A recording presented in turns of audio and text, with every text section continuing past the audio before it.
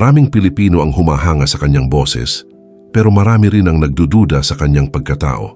Para sa ilan, kulang siya. Para sa iba, sobra. Pero sino ang may karapatang husgahan ng pagiging totoo ng isang tao?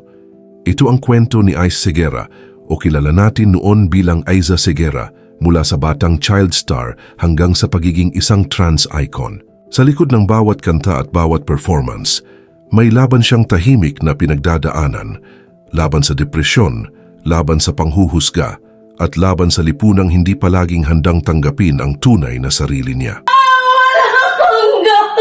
Pre, tama na pre. Pre-shot mo na lang yun, pre. Teka lang. Si Aiza Seguera ay ipinanganak bilang Carissa Yamson Seguera noong September 17, 1983 sa isang pamilyang nagbibigay halaga sa edukasyon at disiplina.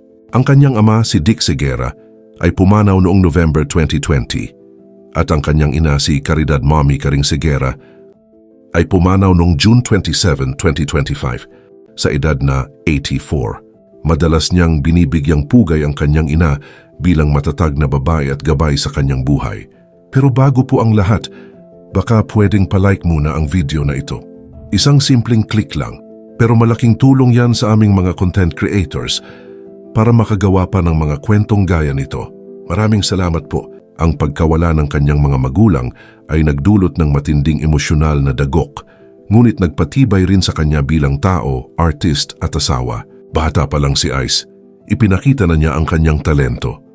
3 taong gulang pa lang siya nang unang mapansin sa Little Miss Philippines noong 1987. Kahit hindi siya nanalo, nakakuha siya ng pansin, ang talino, charm at kakayahang makipagsabayan sa mga host. Ano ang gagawin mo sa mga premyong matatanggap mo? Ano po, ilalagay ko po sa mga bulsa. Ano may ilalagay kung wala kang bulsa? Sa wallet. Kotse, gusto mong bumili? Ayan, gusto ko po. Ano ba? Aba. Dahil dito, naging regular host siya sa Eat Bulaga sa loob ng mahigit 10 taon at lumahok sa mahigit 30 na pelikula at TV shows. Pinakatanyag ang kanyang papel bilang Aiza Cabizote sa fantasy sitcom na Okay Ka, Fairy Co, kung saan ipinakita niya ang kanyang galing sa pag-arte at charm sa screen. Ngunit sa kalooban niya patuloy ang tanong, sino talaga ako kapag wala na ang ilaw at kamera? Sino ako sa labas ng mga mata ng publiko? Noong 2001, muling nagningning ang karir niya sa musika. Inilabas niya ang kantang Pagdating ng Panahon, isang himig na tumagos sa puso ng milyon-milyong Pilipino. Ang kanyang mahinahon at emosyonal na boses ay nakapagbigay aliw, ngunit sa kalooban niya patuloy ang pakiramdam na may kulang sa pagkatao niya.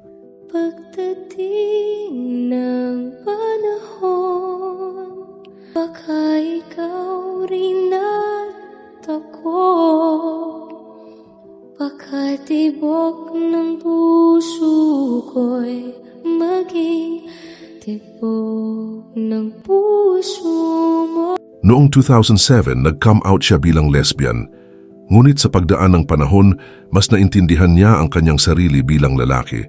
Noong 2014, formal siyang nag-come out bilang transgender man at ginamit ang pangalang Ice Seguera. Mula noon, hindi na lamang music at pelikula ang kinahaharap niyang hamon, kundi pati ang panghuhusga ng lipunan. Maraming tao ang nagtatanong at humuhusga.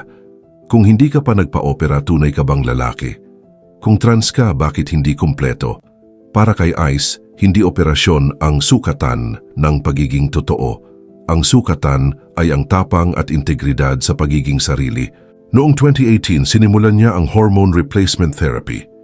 Isang malaking hakbang ito para sa isang singer dahil ang boses niya ang kanyang kabuhayan. Nagbago ang timbre ng kanyang boses. Mas panlalaki, mas tugma sa kanyang pagkakakilanlan. Bagamat may takot, natutunan niyang i-adjust ang kanyang style at matutuhan ang mga bagong teknik sa pagkanta. Sa personal na buhay, bago niya makilala si Liza Dino, nagkaroon siya ng mga relasyon na hindi niya isinasa publiko. Inamin ni Ice na may mga ex siya na naging komplikado ang relasyon dahil hindi pa siya ganap na tapat sa kanyang identity noon. Ngunit natutunan niya ang kahalagahan ng respeto at pagkakaibigan at sa huli, ang lahat ng iyon ay nagpatibay sa kanya. Nang kilalanin niya ang kanyang tunay na sarili, Mas naging malinaw ang priorities niya at mas naging matatag ang relasyon niya kay Liza mula 2013. Ikinasal sila noong 2014 at ngayon ay magkasama sa buhay at negosyo, kabilang ang Fire and Ice Entertainment. Noong 2019, sumailalim siya sa egg retrieval para sa planong magkaroon ng anak, kasama si Liza sa pamamagitan ng IVF. Isa itong kontrobersyal na hakbang para sa ilan, ngunit para sa kanila, bahagi ito ng pangarap na magkaroon ng pamilya, hindi sukatan ng kanyang pagiging lalaki o transgender. Hindi rin madali ang kanyang mental health journey. Mahigit 17 taon niyang kinaharap ang matinding depression na sa ilang punto ay halos humantong sa suicidal thoughts. Sa kanyang mga panayam, inamin niya na dumating siya sa puntong muntik na niyang tapusin ang sariling buhay. That time kasi parang feeling ko nagkasabay-sabay din sa akin because nawalan ako ng work and my dad, bumalik yung cancer niya. I really felt like hindi ko siya mapagamot kasi wala akong trabaho. So there was one night na, I really wanted to end things. At ang kanyang kanta na Shelter of the Broken ay naging outlet ng lahat ng emosyon niyang iyon.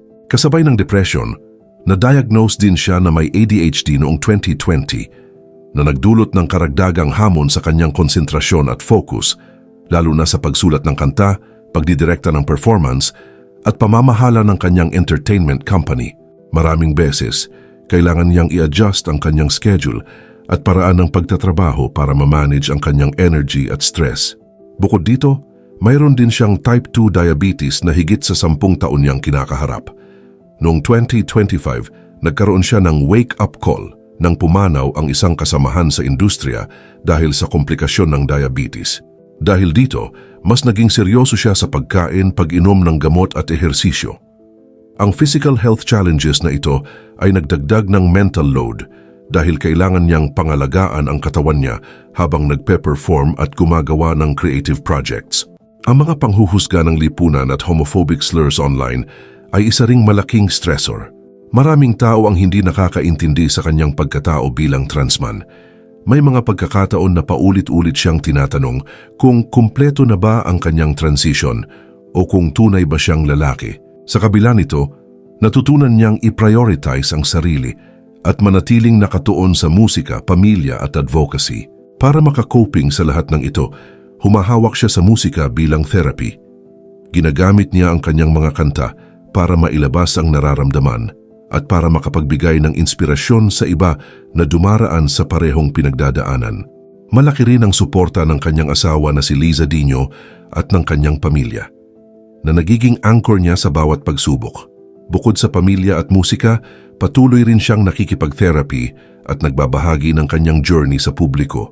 Well, I've had depression since early 2000. O medyo matagal ko na rin siyang pinagdadaanan. Minsan kasi kapag nandun tayo sa darkness na yon, feeling natin wala na tayong makakapitan.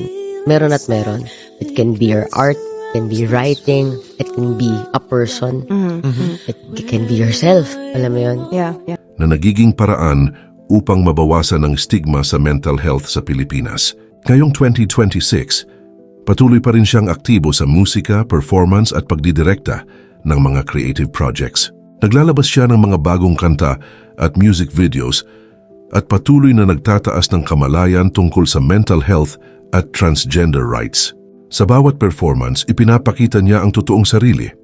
Isang transman, isang artist at isang tao na lumalaban sa panghuhusga, kontrobersya at limitasyon ng lipunan. Sa kabila ng tagumpay at suporta, hindi mawawala ang mga bashers. Patuloy ang homophobic slurs at maling panghuhusga online. Ngunit mas pinipili ni Ice na mag-focus sa edukasyon, advocacy, at pagmamahal kaysa sa galit at haters. Ang kanyang journey ay hindi lamang personal na laban, ito rin ay simbolo ng mas malawak na pakikibaka ng LGBTQIA+ community sa Pilipinas. Ang buhay ni Ice Seguera ay hindi lamang kwento ng musika. Ito ay kwento ng tapang, pakikibaka at pagiging totoo sa sarili. Kwento ng tao sa likod ng tinig. Isang tao na sa kabila ng panghuhusga, kontrobersya at limitasyon, patuloy na tumatayo, lumalaban at nagiging inspirasyon.